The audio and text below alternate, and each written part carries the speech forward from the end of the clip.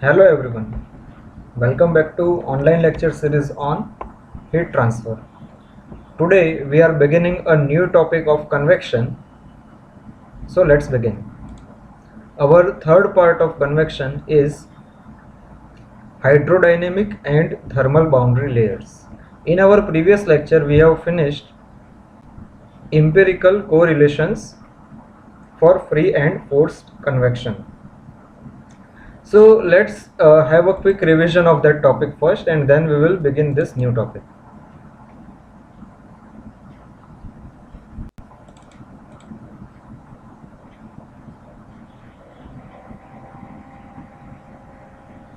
So this was done in our previous lecture. We will have a very quick revision of this.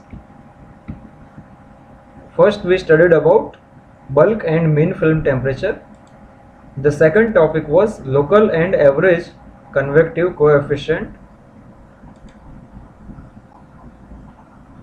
The next topic was correlations for free convection. In free convection, these three numbers are very important. First is Nusselt number, second is Grashof number, and third is Prandtl number. And this is the general formula for empirical correlation. So based on various kinds of bodies, that is horizontal plates, cylinders and wires, the empirical correlation changes. And the product GRPR is very important for deciding whether the flow is laminar or turbulent.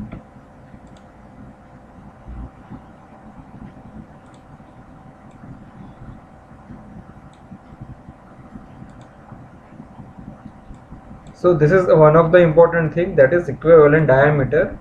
Whenever the flow is through a non-circular body, that is square, rectangular duct, annular space between concentric pipes and tubes, the significant length is equivalent diameter, which is given by 4 times cross section area divided by weighted perimeter. Then this was one of the examples for correlation of free convection, that we only explained it, and I hope that you have already finished this numerical. Next was simplified free convection relation for air, in which we simplified the relation with this, that is H is equal to capital A delta T over L raised to M, where A and M are constants depending on the geometry and flow conditions. The next topic was correlations for forced convection. In this 4-dimensional numbers are important, that is Nusselt number, Reynolds number, Prandtl number and Stanton number. The next thing was for the laminar flow, in which the empirical correlation is this with these conditions.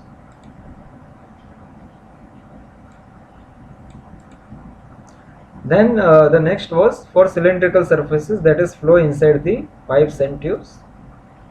So these are the correlations for it. And the next was turbulent flow, and these are the correlations for the turbulent flow.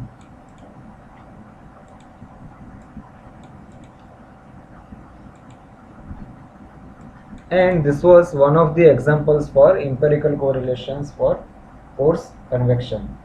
So now let me tell you one more important thing, that this entire part 2 is only for numericals. So there will not be any form of theory from this chapter. So the better thing will be you note down all this formulas, or you can also get this from your data book or from the reference book, and you should practice some of the numericals of free and forced convection. So that is all about empirical correlations for free and forced convection. Now we will begin our new chapter, that is part 3 of convection, which is hydrodynamic and thermal boundary layer.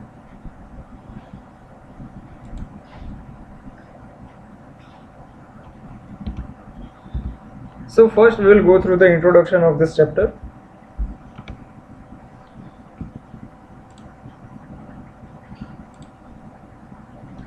When a fluid flows around an object, or when an object moves through a body of fluid, there exists a thin layer of fluid close to the solid surface within which the shear stresses are significantly influence the velocity distribution. So this is all about solid and fluid interaction. So let us say that this is a solid surface.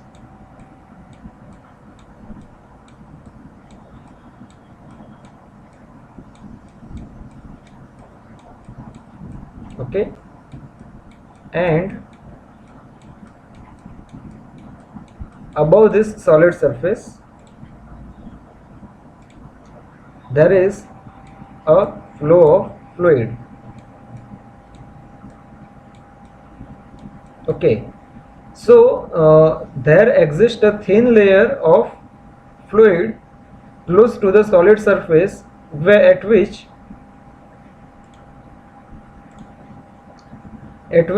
which the shear stresses significantly influence the velocity distribution. So let us for visual purpose, let us say that this is that thin layer, very thin layer, where shear stresses are dominating.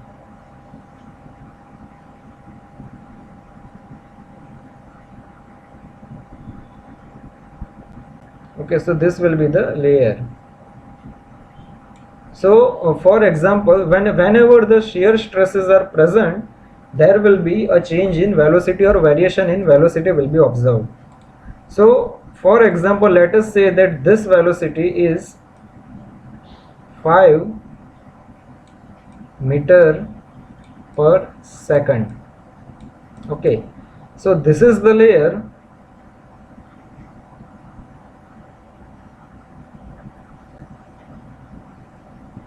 at which there is a variation of fluid velocity. So here this is the variable velocity region.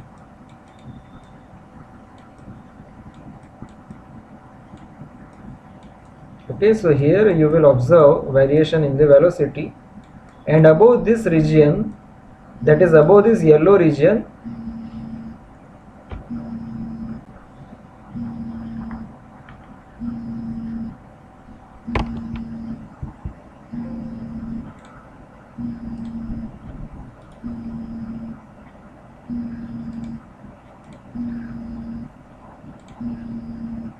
above this region the velocity will remain constant.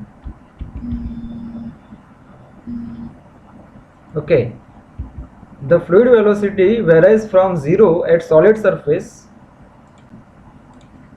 The fluid velocity varies from 0 at solid surface to velocity of free stream at certain distance away from the solid surface.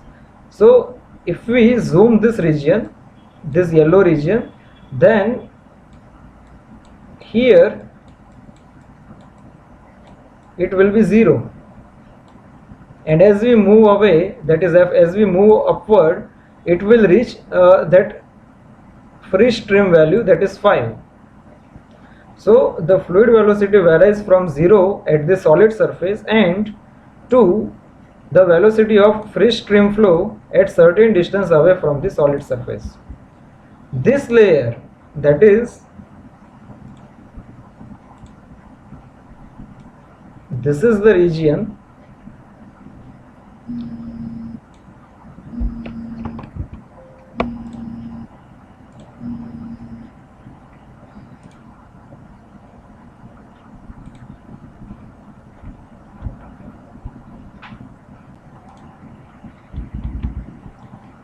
so here the fluid velocity varies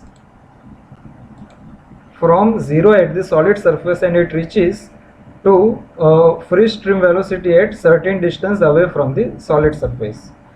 This thin layer of changing velocity is called as hydrodynamic boundary layer.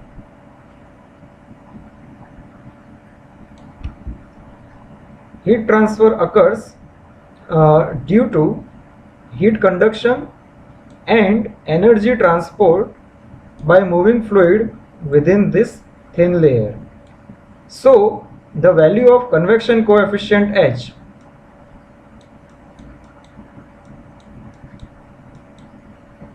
and the value of the heat transfer Q highly depend on this thickness and characteristic of the boundary layer. So to conclude this introduction part, the thing is that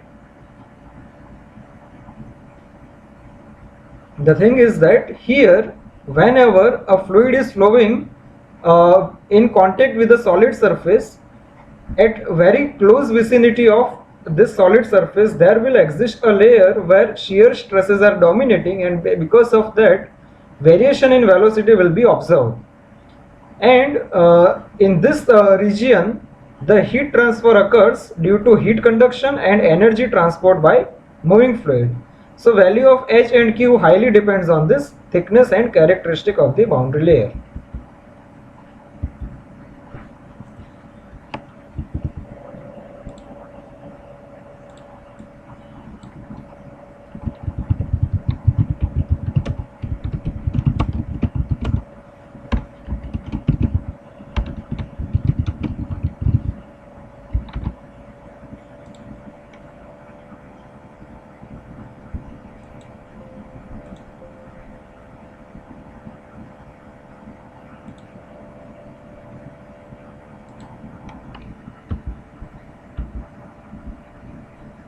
So here this is the development of boundary layer on a flat plate.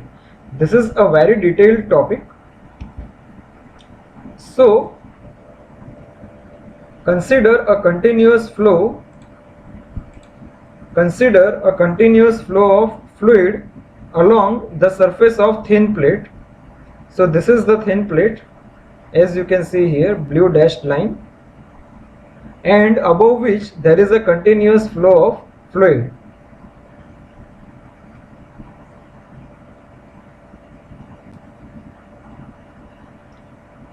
And this surface of thin plate with its sharp edge set parallel to flow direction. The salient features of the flow situation here are first what we will do is we will try to understand this figure in detail.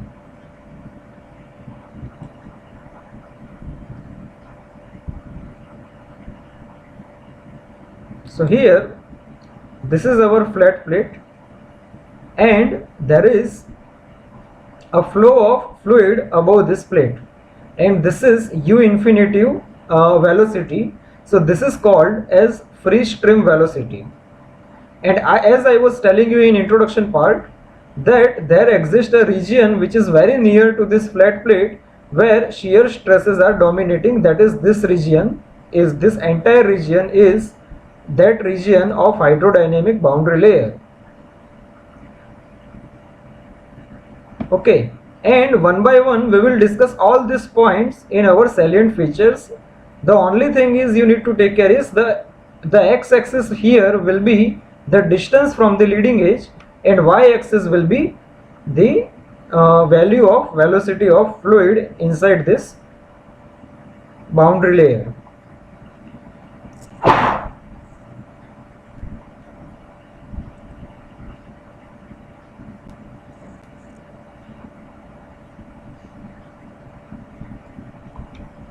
So here the free stream undisturbed flow has a uniform velocity u infinitive.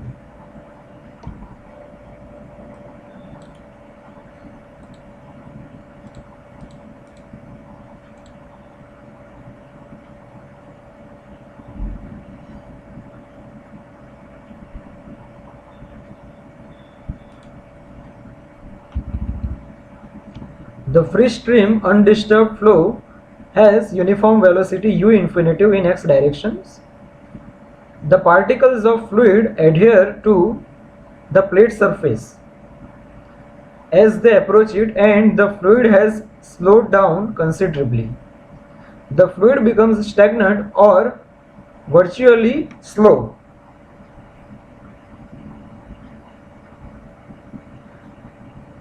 In immediate vicinity of the plate surface. So here if we focus on the region,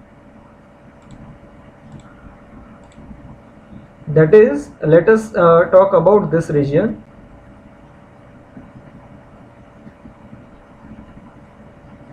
For example, we only consider up to this for convenience purpose. So this is the region of undisturbed flow.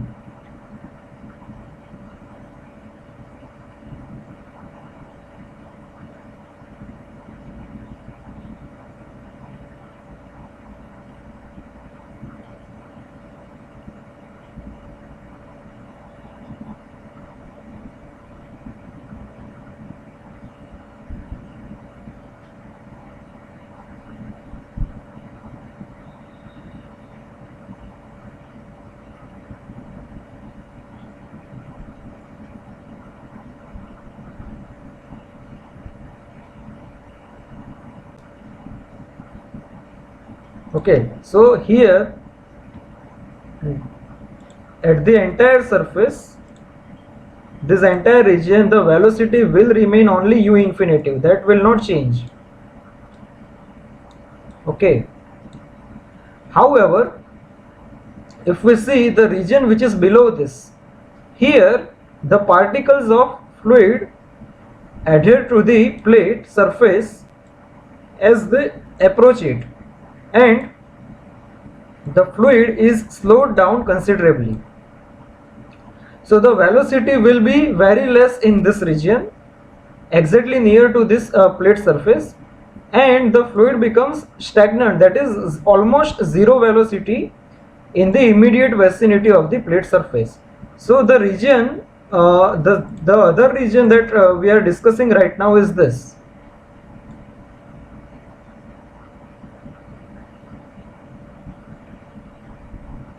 So this is the region where shear stress effects are dominating.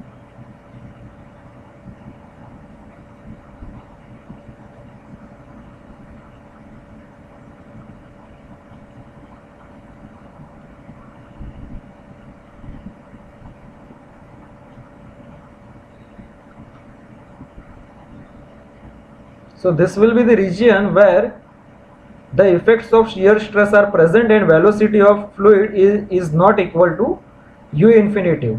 And one more thing which we need to note down here is, at this location, that is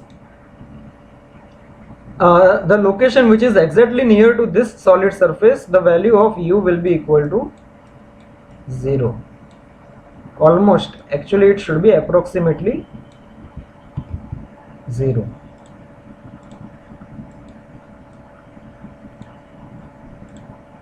So u is approximately 0. Okay. So here the variation in velocity will be observed. And what I would suggest you here is to draw this figure in your notebook, because the remaining features will only be understood with the help of this figure. Okay. There exists a region where the fluid stream velocity changes from 0 to the mainstream fluid. In this region, velocity gradient exists. This thin layer is called as hydrodynamic boundary layer. So here, if you take this case, then at this position the velocity is 0. At this location the velocity is having a value of this. Above it, it is having another value which is greater than the previous one, and as we move away from the plate surface, the velocity keeps on increasing, and we reach to a point where the velocity is almost equal to the free stream velocity, as you can see over here. Okay, so this region, this whole region where the effect of shear stress and velocity gradient is present is known as hydrodynamic boundary layer. That is this. Okay.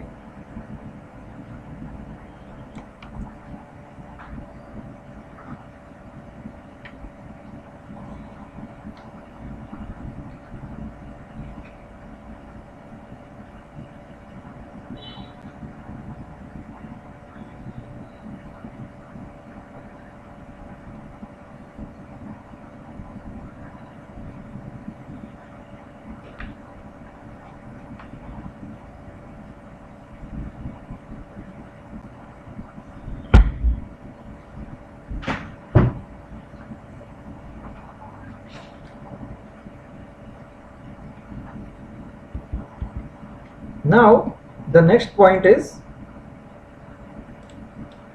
the condition del u upon del y does not equal to 0 is true for the zone within the boundary layer, whilst the condition for flow beyond the boundary layer and its outer edge is known as this, that is del u upon del y is equal to 0 and u is equal to u infinitive. So if you see in this figure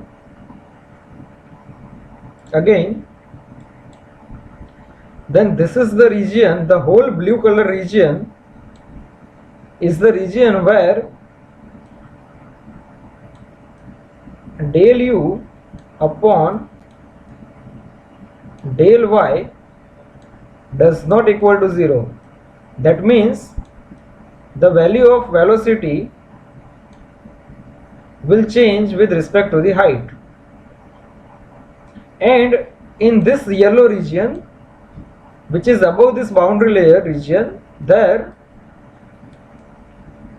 del u upon del y equals to 0.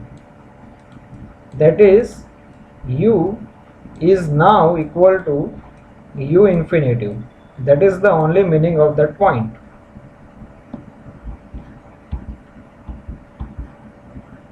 Third point is, usually the boundary layer thickness delta is taken to be the distance from the plate surface to a point at which the velocity is within 1% of asymptotic limit.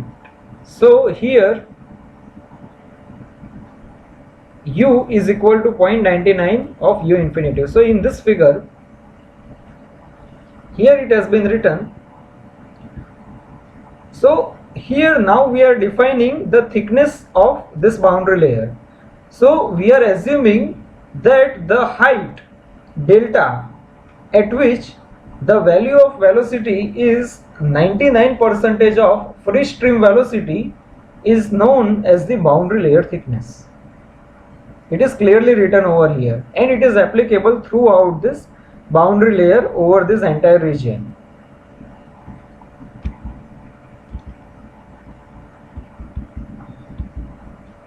And here the thickness is measured normal to the plate thickness.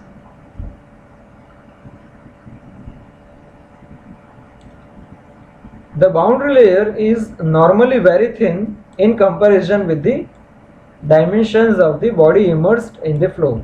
So here, even though this layer, that is this layer,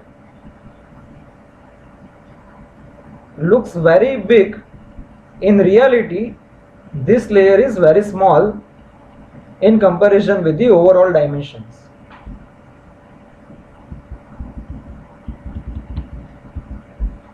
Fourth point is, the thickness of boundary layer is variable along the flow direction. The thickness of boundary layer is variable along the flow direction.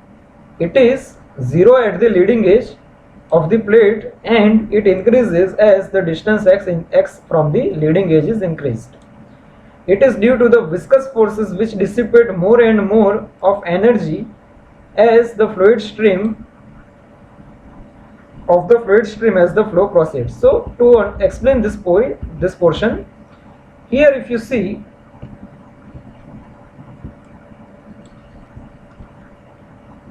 this is the leading edge portion over here, and this is the positive x direction. So as we are proceeding in this flow along this flat plate, the value of this boundary layer thickness is increasing.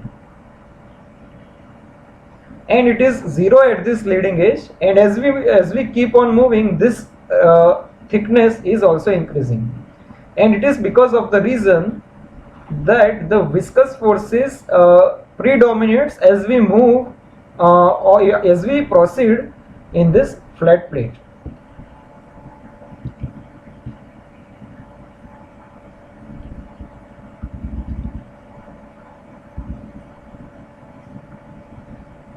The boundary layer growth is also governed by other parameters such as magnitude of velocity and kinematic viscosity of the fluid. Here there is a correction.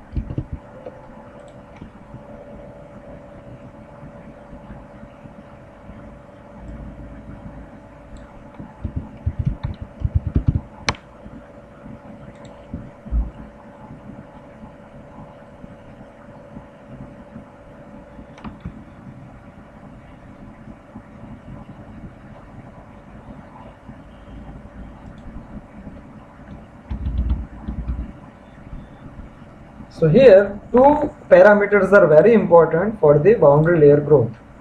First is the value of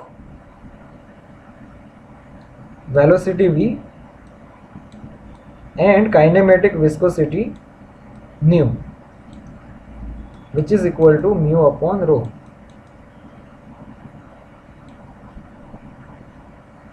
Okay. So these two parameters are very important for boundary layer growth. Now for highly incoming velocities, when the velocity is more, there would be a less time for viscous forces to act, and hence there will be less quantum of boundary layer thickness at particular distance from the leading edge. We will discuss this point again later on.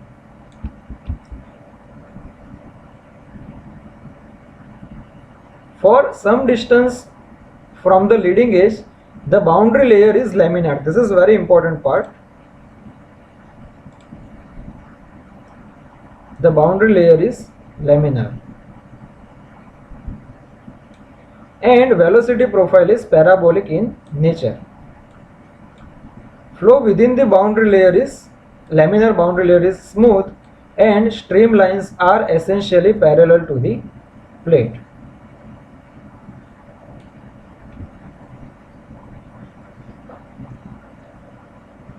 So if we go back into this figure,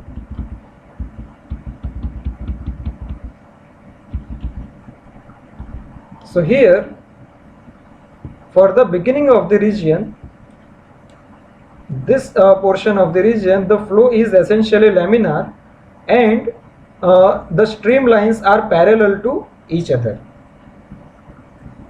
and the flow is parabolic in the distribution is parabolic in nature.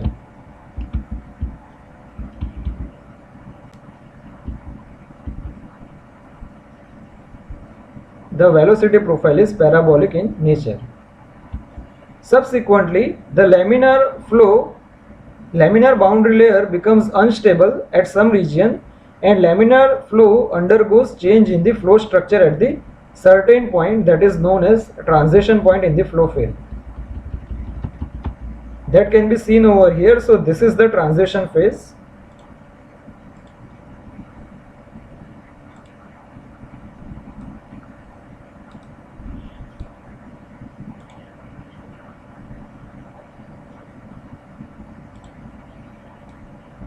This region is the transition phase, where the laminar flow becomes unsteady.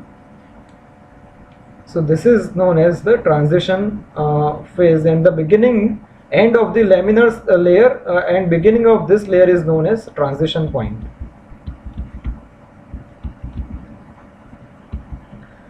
Within the transition zone, the flow is unstable, and it is called transition flow.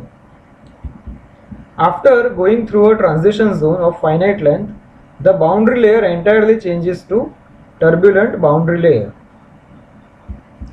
So as you can see in this figure, again that once we cross this transition zone, the flow is purely turbulent one, and the streamlines are not found to be parallel over here. Sixth point is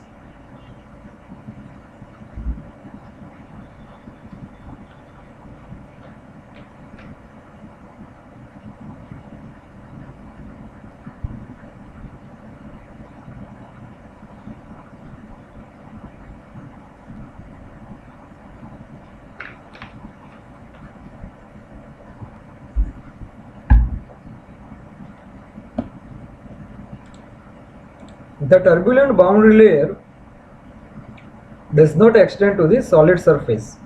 Underlying it, an extremely thin layer called laminar sublayer is formed, wherein the flow is essentially laminar in character.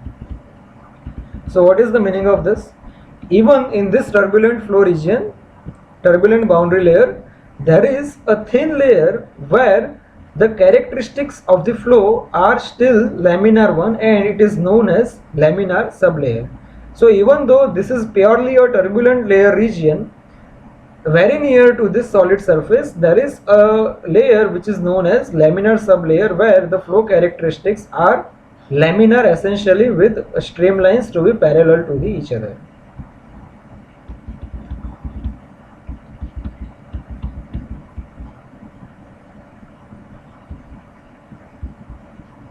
The flow pattern in the boundary layer is judged by Reynolds number, which is given by this formula.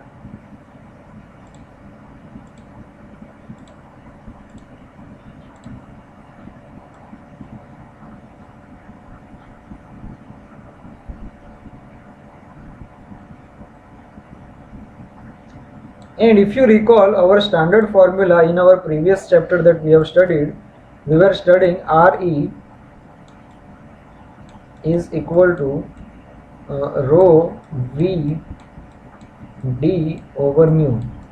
So what is being done over here, that they have combined these two and we have converted it into a kinematic viscosity, that is now it is becoming V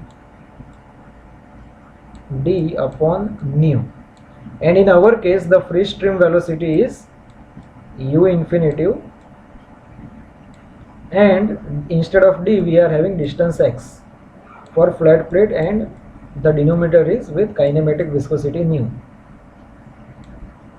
So Re is equal to u infinitive x upon nu, where x is the distance along the plate and it is measured from the laminar to turbulent flow. Turbulent pattern of the flow occurs at the Reynolds number between 3 into 10 raised to 5 to 5 into 10 raised to 5. So here what is the meaning over here is, up to this point where the Reynolds number is 3 into 10 raised to 5, the flow will be laminar. If the Reynolds number is between 3 to 5.5 into 10 raised to 5, the flow will be transitional. That is up to this point. And once we cross this, the flow will be turbulent. That is, if the Reynolds number is greater than 5.5 into 10 raised to 5, the flow will be essentially turbulent. Let me rewrite over here that Re is given by u infinitive into x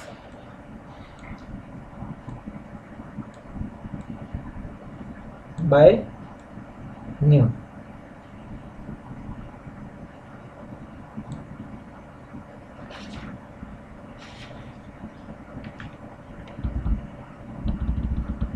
So regarding this point, when the incoming velocities are higher, so when velocity is more, when u infinitive is more,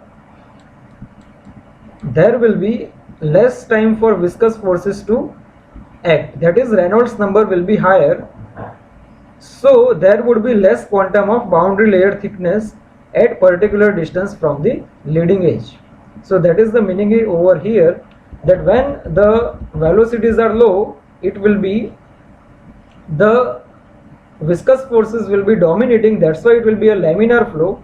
And whenever Reynolds number are higher, the viscous forces will be less and inertia forces will be more, that's why we are observing a turbulent flow over here.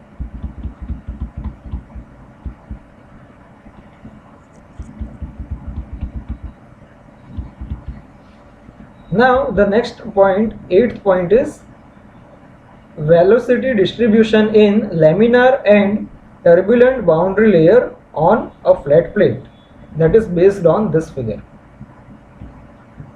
Here there is a correction. The y-axis is actually y upon delta. In laminar boundary layer, that is, if we focus on this curve,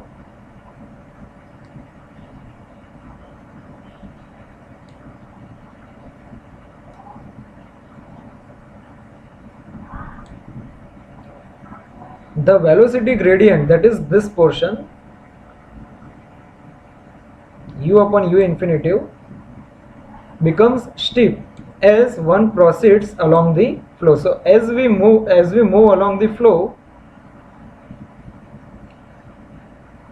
the velocity gradient becomes steep. It is because now the change in velocity from no slip at the plate surface to free stream in the potential curve occurs over a greater transverse distance, that is this. This is the transverse distance y. In turbulent boundary layer, that is this case, the another case over here,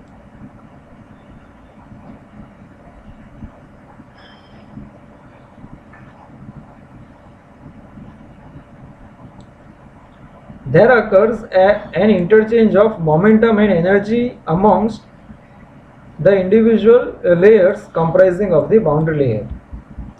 So that is the way we are observing here this kind of sharp velocity gradient in case of turbulent flow. The next point is the velocity gradient and hence the shear stress as higher value at the plate surface. For laminar boundary layer, the velocity gradients becomes smaller along the flow direction and so does the shear stress. However, in case of turbulent boundary layer, the shear stress at the plate surface again takes up the higher value consistent with the steeper velocity gradient. Now the last point of this boundary layer is the boundary layer growth in case of a pipe. So here the development of boundary layer for a pipe flow proceeds in similar fashion to that of flow along the flat plate. However, the thickness of boundary layer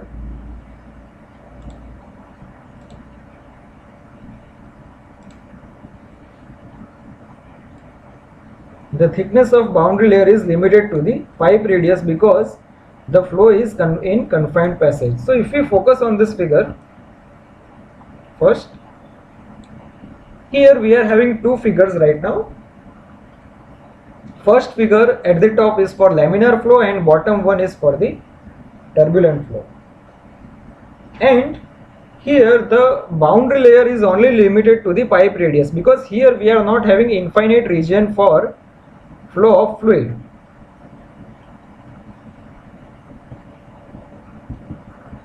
So we will see one by one what is the explanation of this figure. Boundary layer from the pipe walls meet the center of the pipe and the entire flow acquires the characteristics of the boundary layer. So here, as you can see, the boundary layers from the pipe wall, that is, these are the pipe walls,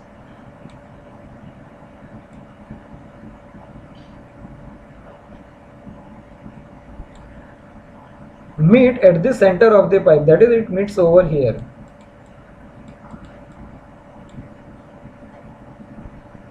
And the entire flow acquires the characteristic of the boundary layer. So these are the velocity distribution. So near to the pipe the velocity is almost zero, and as we move away from the pipe material the velocity keeps on increasing. This velocity becomes maximum at the center of the pipe, and it again keeps on decreasing and it reaches to zero velocity at the pipe material at the bottom. And the same can be observed in both the figure.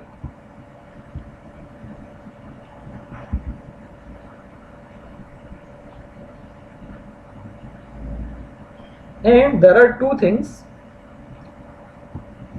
First is undisturbed flow, and second is unestablished flow, and second is fully established flow. So we need to focus on this part, established flow and fully established flow.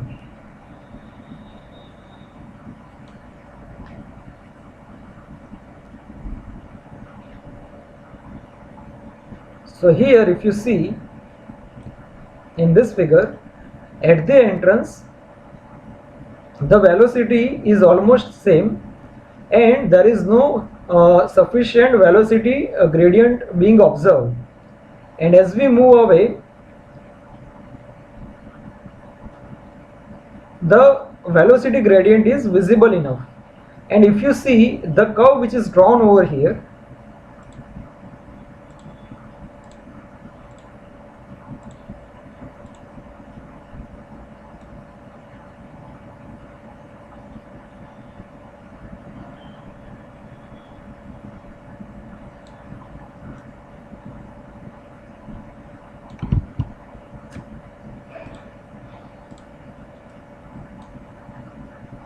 okay, we will not do that again. We will not do that. Here this blue curve, as you can see, is the curve inside which the velocity is near to the free stream velocity. So during this unestablished flow this pattern is variable, that is here the region of u infinitive is more, and as we move away from the entrance the region of this u infinitive velocity is becoming less and less, and there will be a region beyond which there is only one point, that is center of this pipe, where we are getting the u infinitive velocity, and beyond this point we are getting the fully established flow.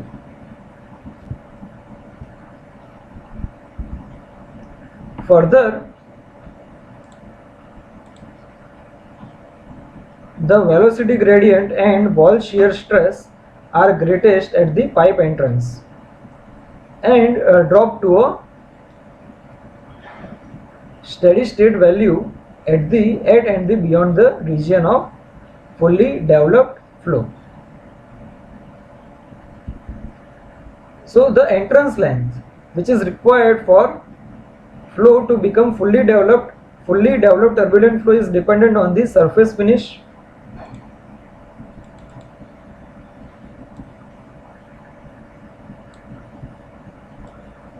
initial level of turbulence, downstream conditions, fluid properties. So these are the factors on which this entrance length depends, and it is generally estimated to be 50 to 80 times the pipe diameter. Okay, it is 50 to 80 times of the pipe diameter.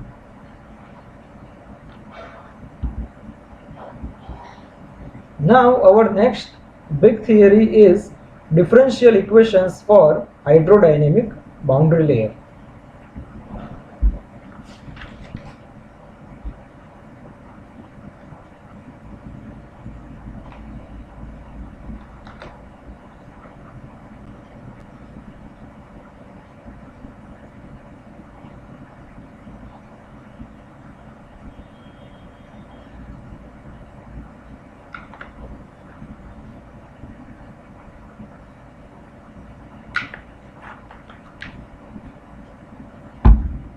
So in this theory we are having two derivations.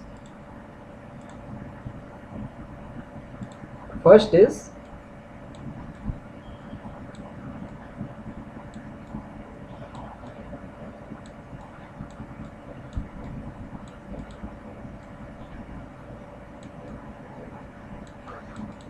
continuity equation, and second is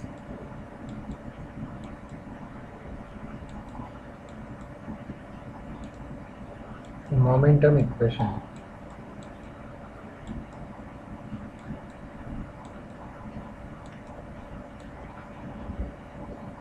So here we will consider an infinitesimal two-dimensional control volume in which we are having dx and dy as dimensions, and we are only taking unit depth.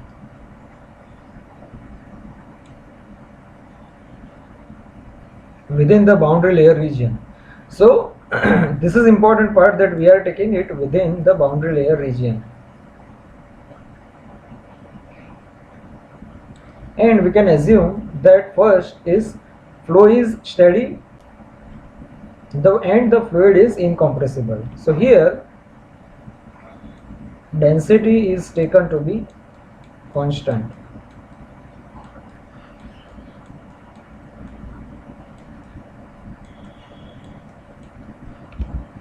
Second is fluid viscosity is constant. So mu is also considered here to be constant. Okay. Shear stress in y direction is negligible. So we are considering shear stress is not present in y direction. Fourth is no pressure variation in the flow field, that is streamwise and vertical pressure gradients are negligible. So pressure is considered to be constant in this case. Fifth is flow is continuous both in space and time. So these are the assumptions which are necessary for derivation of continuity equation as well as momentum equation. Now we will begin first with continuity equation. So this is nothing but mass conservation equation. First of all, we will focus this part. Let us consider this as a boundary layer in which the free stream velocity is u infinitive, and we are currently focusing on this infinitesimal volume. Our focus will be this.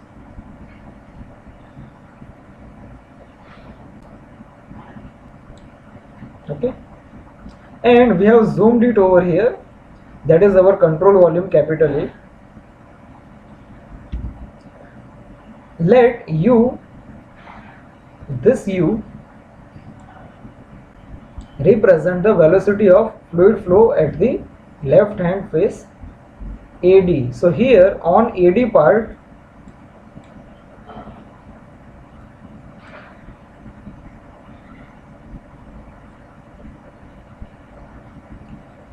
we are having velocity u.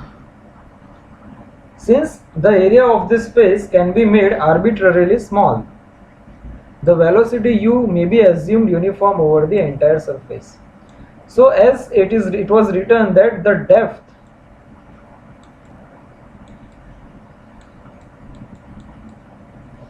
is taken to be unity.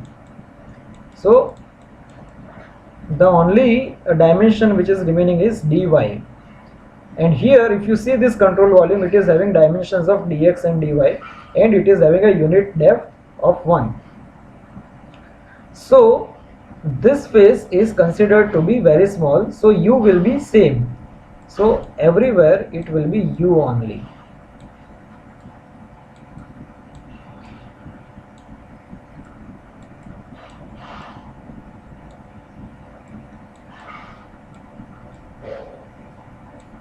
Okay. So the flow velocity changes in the direction x. So in the direction x there will be a change in the flow velocity, and the rate of change is given by del u by del x. That is quite obvious.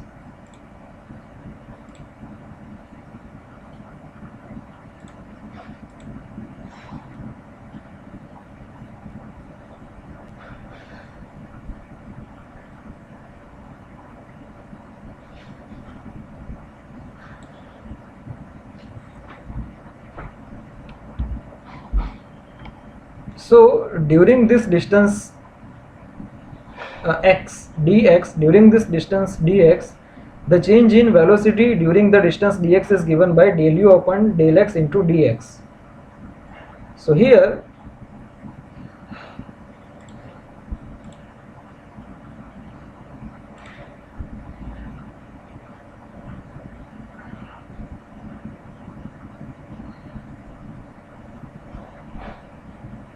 the rate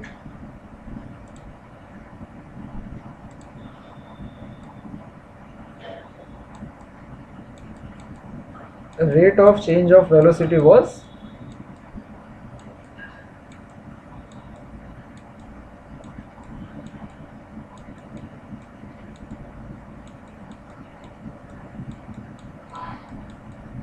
is equal to del u upon del x. So if we need to obtain the value of change in velocity through this distance dx, it will be del u upon del x into dx. That is this. Okay, so this is just the change. So the total value will be the velocity of fluid motion at surface BC is given by u plus del u upon del x into dx. That is given by this formula. Okay, likewise we can also write down for the y direction that velocity is v over here, and at the face CD it will be v plus del u over del x into dy. Here it should, there is a printing mistake over here. Let me correct this.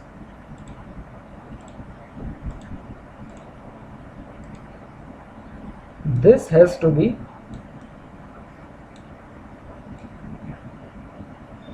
v plus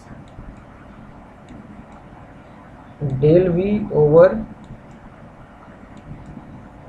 del y into dy. So this will be the correct one value. Here it should be, sorry, this is u. Okay, it is v here, v.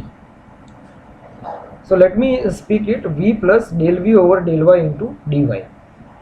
That is already written over here. If you can't see this, the correct one is this, that is v plus del v over del y into dy.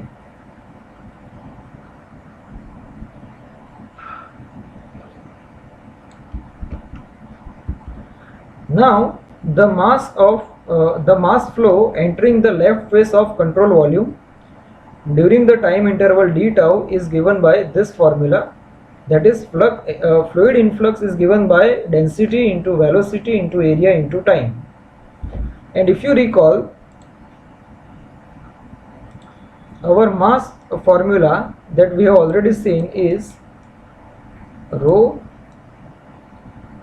a v, and if we need to take the this was actually mass rate. So if we need to calculate only mass, then it will be rho a v into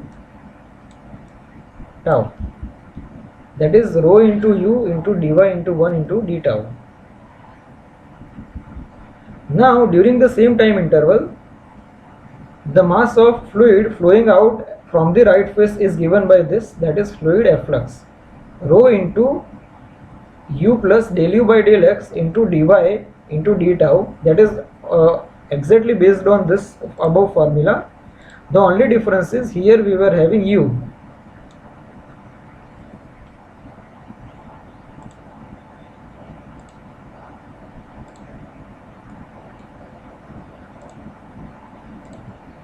Here we were having only u, and here we are having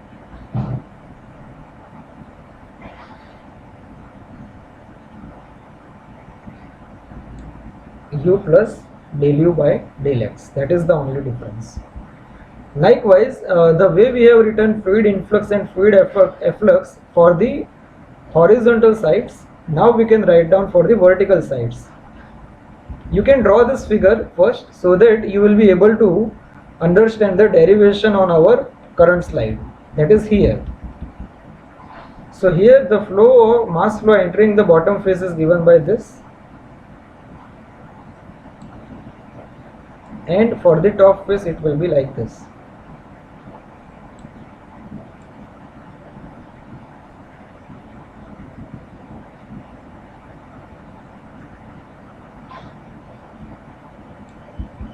Now a mass balance on an element yields the mass efflux on both the faces. Mass influx on both the faces is equal to mass efflux on the both the faces, that is given by this.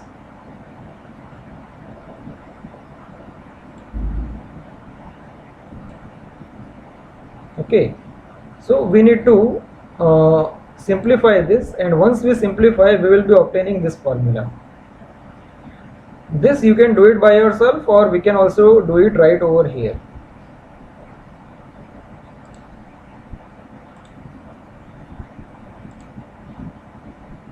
So let's do this. For first point it will be rho u dy into d tau plus rho v dx into d tau is equal to rho u dy into d tau plus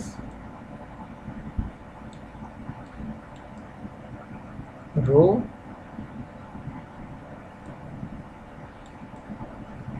del u over del x dx dy d tau plus rho v dx d tau plus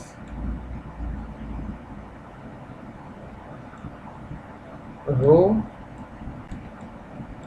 del v upon del y dx dy d tau. So this will get cancelled out, this will go, so we are only left with the right hand side two big terms, which is rho del u over del x dx dy d tau plus rho, I am writing the last term here,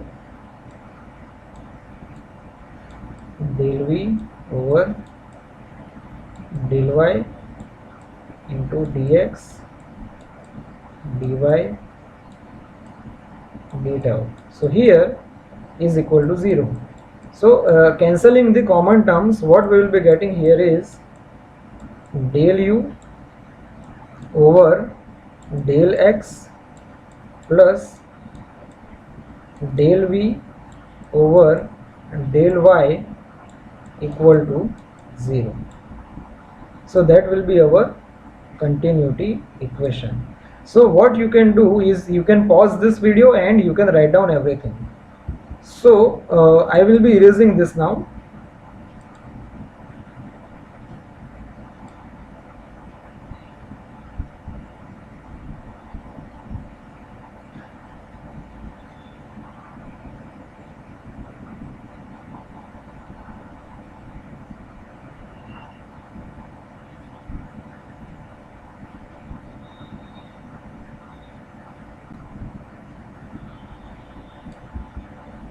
So this is our final formula, and this is the mass continuity equation of for two-dimensional steady flow of incompressible fluid. And our next theory is force or momentum equation that we will do in our next lecture. So first we will do a quick revision of what we have done today. We have started with the third part of this convection mode of heat transfer, that is hydrodynamic and thermal boundary layers. We started with the introduction in which we observed that when the fluid is passing over a solid surface, there is a thin layer where velocity gradients are observed. So this region is known as hydrodynamic boundary layer. And then we started with the detailed explanation of hydrodynamic boundary layer for flat plate, in which we are having laminar, transition and turbulent regions, and in this blue region there is a velocity gradient present, above which there is no velocity gradient. So these are very important points for the hydrodynamic boundary layer. One by one you need to go through all of them. These are the numbers, that is, if the Reynolds number is less than 3 into 10 raised to 5, it will be laminar. If it is between 3 into 10 raised to 5 to 5.5 10 raised to 5, here it is actually 5.5.